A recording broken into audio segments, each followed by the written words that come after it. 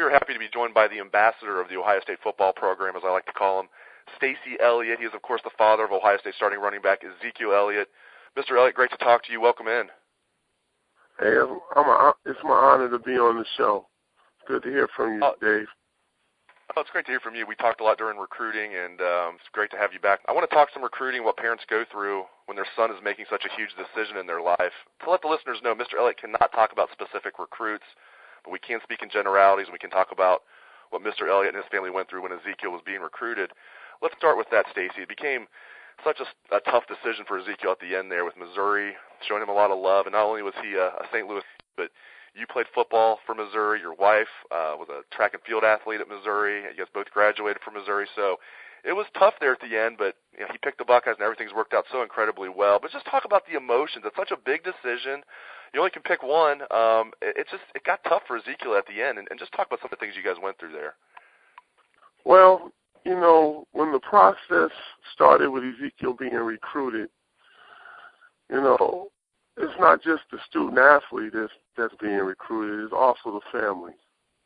And so at various different times during the process, each one of us had certain type of emotions going through our mind and things that we was trying to figure out for ourselves as parents, trying to make a decision, help our son make a decision that would be a life-changing decision and still allow him to feel as though ultimately it's his decision. And talk specifically about some of the things that happened with Ezekiel. I know, as we know now, I mean, it's easy to see now him and Dontre Wilson make such a good pair, and Dontre's not a tailback. He's a, you know, as I call him, a wingback. I think they refer to him as a hybrid. They don't play the same position, but when you're going through recruiting and you're told you're going to be the only running back in the class, and at the last minute they get a commitment from Dontre Wilson, it kind of makes you wonder. I mean, just reflect back on that a little bit, though. The situation with Dontre getting the late commitment, or Ohio State getting a late commitment from Dontre, and how that almost changed things with Ezekiel. Well, you know, David, it actually started with the recruitment of Derek Green. And what I didn't know at the time, but now I do know, you know, the coaches, they have to constantly recruit players regardless of the commitments they have received, because ultimately that's not a solid commitment until National Signing Day. So we were told that they were only going to take one running back at the time, and so they only had so many slots, and so whoever committed at that point, they were going to promise them that slot, even though Ezekiel was the running back they wanted. So just for the mere fact of the numbers game, if I might say, or how the process goes, you know, and we felt great about Ohio State. Ezekiel felt great about Ohio State. He made a commitment. A few weeks later, things changed. And, you know, emotionally, when you are attached to this situation, you don't see the other side. You don't see Ohio State or whatever program it is, what they're going through, how things have changed on their board as it relates to their needs. You don't really know that maybe more scholarships have opened up because some players may be academically ineligible next year, or in different things like that. And so when Derek Green's situation came up, emotionally it affected us. And we talked with Coach Urban Meyer, and Coach Urban Meyer explained to us, and one of the things that Coach Meyer said to us is that we have to trust him. We have to believe. We have to trust him. And so we got beyond that. And then, you know, as a parent, I started studying systems and offensive systems. I started studying what was being said in social media through recruiting sites to make sure at that point the coach's word was bond with us. And so here comes Dontre Wilson on the scene. And then I looked at his skill set, and I said, well, shoot, his skill set is the same as Ezekiel's skill set. And so that was a situation that, once again, I personally got emotionally worked up on, and I talked with the coaches, and there's a lot to that in our dialogue because it's a process. And by talking to the coaches, it helped me understand what they were trying to do. In hindsight, being 2020, when I look back at that, everything I was told, their word was bond. But the thing that, for Ezekiel, being 16 years old, 17 years old, not understanding that things change, it affected him. And one of the things that caused Ezekiel to start reconsidering his relationship with Ohio State was really deep in his heart. Me and Don did not notice. He wanted to be a Missouri Tiger.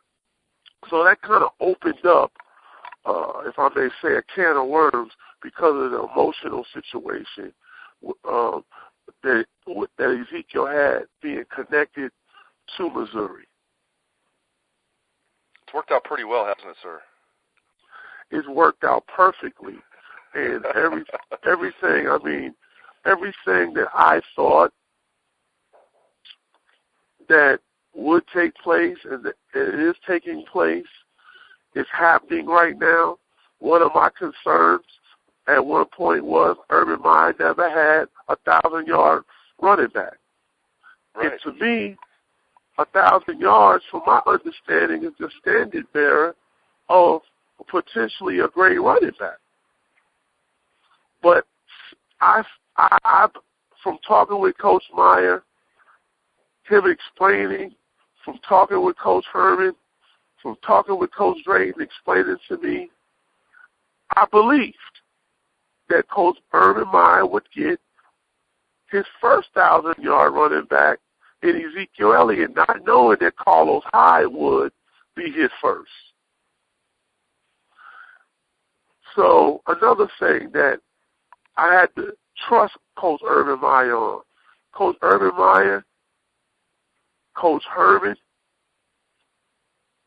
Coach Drayton, as a matter of fact, Coach Herman and Coach Drayton, after Ezekiel's visit to Missouri, flew into St. Louis, and we had this big meeting with Ezekiel's head coach at the time in high school, myself, and those two, and we talked X's and O's, and they was explaining to Ezekiel and us Ezekiel's role. And what they told Ezekiel, and their word has been their bond, is that Ezekiel is being recruited as their running back, as a pure running back. And, David, if you reflect back on how Ezekiel played in high school, Ezekiel actually has a skill set where he can play out in space as an H-back. And they said that Dontre Wilson, they was recruiting him to be an H-back. Is that not what we're seeing today? That's exactly what we're seeing. And how about you, too? I mean, we talked a little bit off the air. I just think it's so cool to see you evolve into the role that you've evolved in. You're so perfect for it, and as I said, I love giving nicknames. My friends, colleagues, and just everybody. I love nicknames. Athletes. I nicknamed you Ambassador Elliott, and I see you've taken that on Twitter, and I'm honored that you have taken on that nickname, Ambassador Elliott. It fits you so well. But talk about you personally. That's what you are. You're the ambassador of the program, and I'm sure you're having a lot of fun. You'll be having a lot of fun just seeing your son do so well, but you're a part of it, and it's been so cool to see that evolve. Talk about that a little bit, if you would. Well, I'm so deeply honored to have a son play for Ohio State and Coach Urban Meyer, and to be close to the program. As I have learned about this program, the program of Coach Urban Meyer it's a program that if you choose Ohio State, you're going to become great. I love, how they teach our young men about a brotherhood of love. How power of the unit, and there's no greater unit Coach Urban Meyer teaches than the family, and how Coach Meyer has created a family environment at Ohio State when I first heard him say that he wanted a family environment at Ohio State, to be quite frank with you, I thought that was impossible. But now we're starting to see that, and we're starting to see how that family environment is affecting recruits and their families because they want to join on to the family. It's a great joy to see how these young men are being made into great young men. And, you know, lots of times Coach Urban Meyer gets accused of being responsible for some of the problems that student-athletes may bring on themselves. But one thing I can tell you, and this is what really drew me close to Coach Meyer, because most of our conversations that we have is about the development of these young people. And I mean, it's very rare that we even talk about Ezekiel, and if we do, he might bring something up and we move on. But that's what drew me to him, because Coach Meyer spends a lot of his time trying to figure out how he can make these players better human beings, better football players, better students, better citizens. And I love it. I love what he represents. I love what the program represents. And it's just been a great joy to be around all the coaches. It's just been a great joy to see what's going on at Ohio State. It's been a great joy for us to see it happen, too. It's just been so cool to see you take on the role you have, and Ezekiel doing not just good, but doing great, and so young in his career. You think back when Carlos Hyde was a sophomore, I mean, he was barely getting any carries. I mean, look how good he turned out to be. And Ezekiel's a sophomore, and look how great he's doing. You just have to think his best football is still ahead of him. So with everything you're doing, and your wife's around the program, she's such a nice lady, and everything Ezekiel's doing has been really, really fun to see. And you know, and you guys still have at least another full season, maybe two more. We'll see what happens. Before I let you go, Mr. Elliott, hypothetically, if there's a recruit out there who's verbally committed somewhere, but is having second thoughts, or someone in his family is having second thoughts, take us behind the curtain, so to speak. What are some of the issues you think that type of family is working through? Well, I'm going to use myself as an example. And Dawn, we never talked to Ezekiel about a specific school. We never talked to him in a way that we wanted him to go in that direction. It's public record. Everyone knows that I played football at University of Missouri, and my wife ran track. Deep in my heart, I wanted my son to be a Missouri Tiger.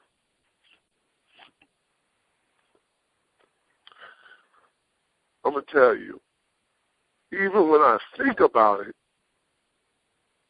it affects my heart. Yeah, excuse me, because I get emotional about this. I can imagine. In my heart, I wanted him to be a Missouri Tiger. And when he decided, we didn't tell him this, that he wanted to take a visit to the University of Missouri, in my heart, I was happy. But I was also emotionally tied to Missouri. But I knew the best thing for him was to be a Buckeye. And I prayed, me and Dawn prayed that we wouldn't have to tell him that the best thing for him was to be a Buckeye. Even to this day, we haven't had that conversation with him about what we were going through as parents. You know, and if you look at National Signing Day, when Ezekiel publicly let Missouri know that he was going to be a Buckeye, that was such a bittersweet day for us. I was torn in my heart, but I knew that being a Buckeye, playing for Ohio State, And being under the leadership of Coach Meyer was the best thing for him and the best thing for our family. So emotionally, I had to step back from my emotions and just deal with our reality and what we thought was best for him. And it's difficult. So I can only, I don't have to imagine. I know what these families are going through when they're torn between schools and even after they commit and what goes on, the conversations behind the scenes. Because when someone commits, like Ezekiel did, Buckeye Nation, people out there in the world, they don't know what was the reason why this player committed. All they know is Ezekiel Elliott committed to Ohio State. They don't know if the coaches promised him something. They don't know what the different details was behind that. And so I do know that is very difficult. And this is why the coaches now being on the other side, I watch them even after a player commits. The recruiting process does not stop. And that's one of the things that I really want the community to understand and Buckeye Nation to understand, that the recruiting process doesn't stop. But at the end of the day, when the emotions is removed, the best choice for your child is where your child will end up going. Extremely powerful stuff, Stacy. I don't think most fans understand how emotional this can be for families. I think people, know there's obviously it's a big decision, but I think most fans just think like, oh, you should be a Buckeye, or whatever school you root for. And well, you committed to the Buckeyes. What's the problem here? And there's just so much more to the story than, just, oh, well, you wanted to be a Buckeye, you committed. What's, why would you even think about looking around? Well, it's the biggest decision of your life. You start thinking about things like playing time. You think about things like where would I have the best fit for myself the next 3 to 5 years, and it's very emotional. And then it's not just you; it's your parents, it's your siblings, it's everybody in your family telling you things. It's different coaches. I mean, it's so emotional. I think you just did a great job of letting fans behind the curtain and what it's like for families. This can be a gut-wrenching decision, and I'm just thrilled it's worked out so well for Ezekiel and you guys. I mean, it's worked out perfectly, as you said, and that's awesome. And hopefully, it works out well for all the recruits that are going through it right now that have Ohio State on their mind. And I thank you so much for letting us behind the curtain, sir. It's my honor. And as always, go Bucks.